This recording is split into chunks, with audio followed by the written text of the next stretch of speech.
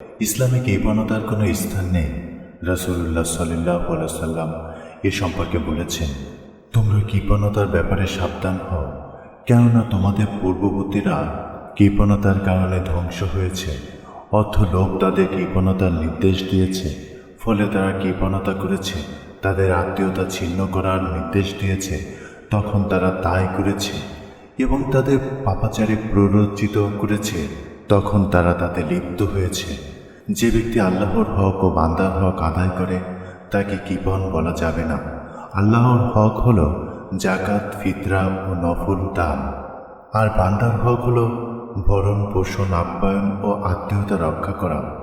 অনেক মানুষই মনে করে জীবনে যা সে কামাই করেছে নিজের গুণেই তা সে করতে পেরেছে, ফলে সে খরচ করতে চায় না, হাত মুষ্টিবদ্ধ করে রাখে। শয়তানও মানুষকে ভবিষ্যতের ভয় দেখায়, ফলে মানুষ সম্পদ জমা করতে থাকে এবং সঞ্চয়ের পাহাড় গড়ে তোলে। আল্লাহ মানুষের এই কার্পণ্য বৈশিষ্ট্যগুলোকেও পবিত্র কোরআনে এভাবে তুলে ধরেছেন, মানুষ তো বড়ই কৃপণ। সূরা বনী ইসরাঈল আয়াত 130।